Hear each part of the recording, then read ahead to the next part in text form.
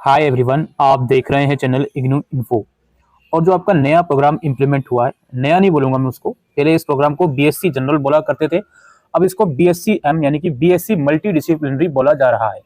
इस प्रोग्राम के अंदर एक तो डाउट बच्चों का सब्जेक्ट सिलेक्शन में आ रहा है कि सर यहाँ पर हम 4 वाला सब्जेक्ट चूज करें या 2 वाला, क्रेडिट वहाँ पे शो हो रहा है, वो डाउट मैं क्लियर करूंगा।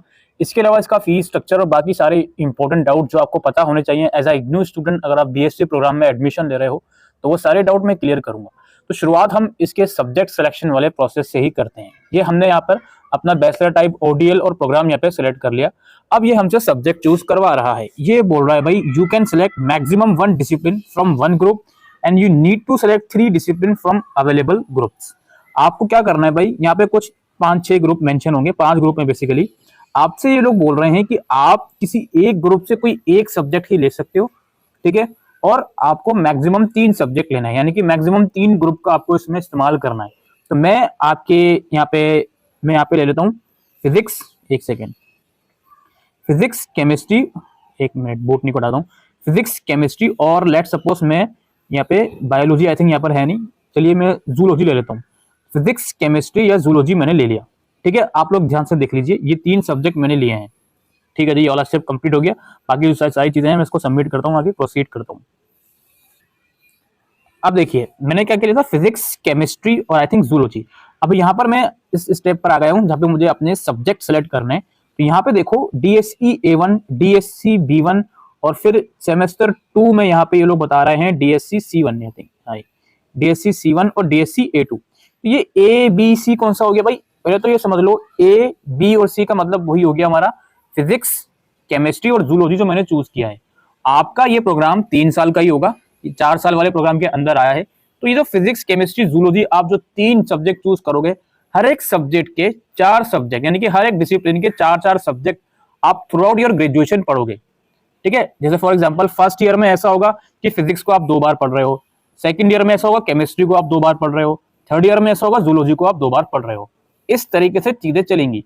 अब यहाँ पर देखो मैंने यहाँ पे सब्जेक्ट सेलेक्ट करा है।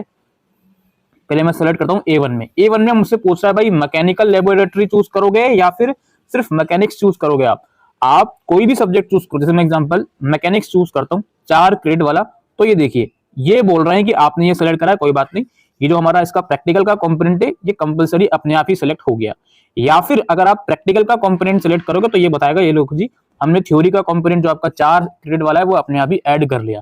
तो आप जो भी डिसिप्लिन सेलेक्ट करके आ रहे हो उसके बाद फिर ये जो 2 ऑप्शन आपको दिखाई देते हैं, एक में 2 लिखा हुआ है क्रेडिट में, एक में 4 लिखा हुआ है, ये पढ़ने आपको दोनों ही है। लेबोरेटरी वाला आपको करना पड़ेगा उस सब्जेक्ट का कंपोनेंट जो भी है, थ्योरी तो ऑब्वियसली पढ़ना ही है। तो आप इन दोनों में से कोई भी सिलेक्ट कर लो, ये टोटली आपके ऊपर डिपेंड करता है, राइट। तो मैंने यहाँ पर ये सेलेक्ट कर लिया और डीएससी बी1 में भी मैंने कोई भी अपना मर्जी से सेलेक्ट कर लिया, पढ़ने दोनों ही है। देखिए मैंने 4 वाला सेलेक्ट करा है और नीचे शो करा है कि भाई कंपलसरी है लेबोरेटरी 2 वाला कंपोनेंट। इसके बाद एक सब्जेक्ट मुझसे इंटरडिसिप्लिनरी का मांग रहा है, मैं अपनी मर्जी से कोई भी यहाँ पे चूज कर सकता हूँ। ये साइंस के सब्जेक्ट नहीं होंगे यहाँ पे, ये अपनी मर्जी से सब्जेक्ट दे रहे हैं। मीडिया एंड कम्युनिकेशन यानी कि इंग्लिश का भी यहाँ पे सब्जेक्ट है। फिर सेमेस्टर 2 में ये लोग बोल रहे हैं ईवीएस एक तो आप पढ़ोगे ही, एक वैल्यू एजुकेशन आप पढ़ोगे ही, और फिर यहाँ पे हमारा जूलॉजी का कंपोनेंट आ गया, एनिमल डाइवर्सिटी। ये मैंने लेबोरेटरी वाला चूज कर लिया, नीचे शो हो गया भाई 4 क्रेडिट वाला सब्जेक्ट कंपलसरी सेलेक्ट हो गया।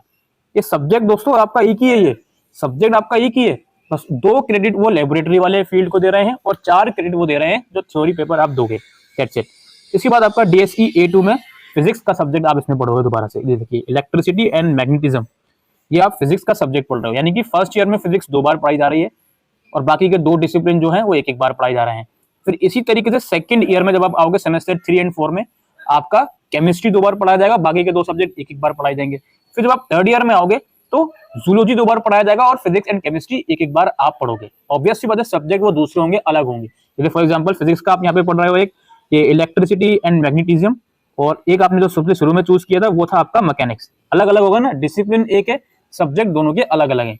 अब एक बार मैं आपको स्ट्रक्चर पे लिए चलता हूँ।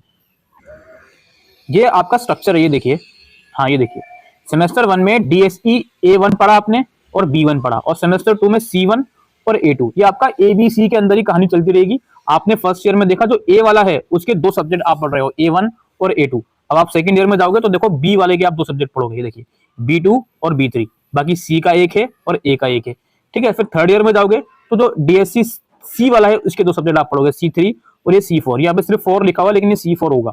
ठीक है, ये डाउट आई होप आपका क्लियर हो गया होगा। अब फर्स्ट ईयर में आप सब्जेक्ट चूज करोगे ही तो एक आपसे ईवीएस पढ़वाया जाएगा, ठीक है, सेकंड सेमेस्टर में, और एक इंटरडिसिप्लिनरी सब्जेक्ट आप चूज करोगे, और एक बीएससी के अंदर जो भी सब्जेक्ट आपके आ रहे होंगे वो आप चूज करोगे। और बीएससी के अंदर एक बात और समझ लीजिए, मिनिमम 3 साल का ही ये कोर्स है और मैक्सिमम आपको 6 साल मिलेंगे इस कोर्स को कंप्लीट करने के लिए, अगर आप फेल हो जाते हो या जो भी सारा चीजें हैं। और फर्स्ट ईयर करके अगर आप इस प्रोग्राम को लीव करते हो तो आपको सर्टिफिकेट मिलेगा, सेकंड ईयर करके लीव करते हो तो डिप्लोमा मिलेगा, और थर्ड ईयर करके लीव करते हो तो ऑब्वियसली जो भी बीए या बीएससी की जो भी डिग्री है, हम यहाँ बीएससी की बात कर रहे हैं, तो वो डिग्री आपको मिलेगी। उसके अलावा दोस्तों थोड़ा सा फीस का हम देख लें कि देखिए बीएससी प्रोग्राम फीस है, खोरी प्रोग्राम है। ये कोर्स इंग्लिश और हिंदी दोनों ही मीडियम में ऑफर किया जाएगा। अब इसके एग्जाम असाइनमेंट इंग्लिश या हिंदी अपनी मर्जी से दे सकते हो, और इसकी फीस 5,900 रुपए एक साल की इसकी फीस है। इस फीस में 500 रुपए और ऐड कर दो, यानी कि जब आप एडमिशन फॉर्म भरोगे तो लगभग 6,400 रुपए आपके जाएंगे। इस फीस के अलावा एग्जाम फीस इग्नू की अलग होती है, जो कि 200 रुपए पर कोर्स के हिसाब से जाती है। ठीक है, ये फी आपने समझ लिया। अब कुछ और जनरल चीजें आपको समझना बहुत जरूरी है, उसके बाद हम वीडियो समाप्त करते हैं। पहली चीज दोस्तों ये है कि आप इस प्रोग्राम में एडमिशन ले रहे हो, आपका पहले सवाल ये आएगा कि सर इसमें एग्जाम हमारे कब होंगे। देखिए ये सेमेस्टर बेस्ड प्रोग्राम है, पहले भी सेमेस्टर बेस में ये चलता था, जुलाई 2019 सेशन से सेमेस्टर बेस में चलता है प्रोग्राम ये सीबीसीएस के अंदर। अब ये एनईपी का वो लोग इसको बोल रहे हैं, लेकिन सेमेस्टर 1+2 के एग्जाम इसके एक साथ ही होंगे, फिर 3+4 के एग्जाम भी इसके एक साथ होंगे, एंड देन फिर 5+6 के एग्जाम भी इसके एक साथ होंगे। क्योंकि आप जनवरी सेशन में एनरोल कर रहे हो, आपके फर्स्ट ईयर के एग्जाम दिसंबर 2024 में होंगे दोनों सेमेस्टर के, फिर नेक्स्ट दिसंबर 2025 में आपके इन दोनों सेमेस्टर के एग्जाम होंगे, फिर उसके नेक्स्ट दिसंबर में आपके इन दोनों सेमेस्टर के एग्जाम होंगे। और एग्जाम शुरू होने के लगभग 2-2.5 महीने पहले एग्जाम फॉर्म निकल जाता है, जो कि अराउंड मिड सितंबर के आसपास निकलेगा। उसमें आपको एग्जाम फीस और एग्जाम सेंटर सेलेक्ट करना होता है। एग्जाम सेंटर से पहले एक चीज और मैं आपको बताना चाहता हूँ, आप जब इसमें एडमिशन करोगे तो एक आपको रीजनल सेंटर और एक आपको स्टडी सेंटर चूज करने को बोलता है। अब देखिए इग्नू के अंदर असाइनमेंट एक बहुत क्रूशियल कंपोनेंट है, तो वो जो असाइनमेंट होता है वो आपका स्टडी सेंटर में सबमिट होता है। आपकी क्लासेस भी स्टडी सेंटर में लगती हैं, जो भी आप चूज करोगे ऑनलाइन फॉर्म भरते वक्त। रीजनल सेंटर में जनरली आपका एडमिनिस्ट्रेशन रिलेटेड एक्टिविटीज होती हैं, आपकी बाद में डिग्री वगैरह रीजनल सेंटर से मिलती है। कोई आपको ऐसा वर्क आ गया जो ऑनलाइन रिजॉल्व नहीं हो पा रहा, उसके लिए आप रीजनल सेंटर जाते हो, तो रीजनल सेंटर में ये काम होता है। अब जो एग्जाम सेंटर जो इग्नू का होता है, जो कि एग्जाम फॉर्म भरते टाइम चूज करते हैं, वो एग्जाम सेंटर जरूरी नहीं है जिस स्टेट में आपने इनरोल करा है वहीं पर चूज करो। लाइक दिल्ली में आपने एडमिशन लिया तो एग्जाम सेंटर भी दिल्ली में हो। अगर आप एग्जाम के टाइम किसी और स्टेट में हो तो उस पर्टिकुलर स्टेट में भी आप एग्जाम सेंटर ऑप्ट करके इग्नू का एग्जाम दे सकते हो।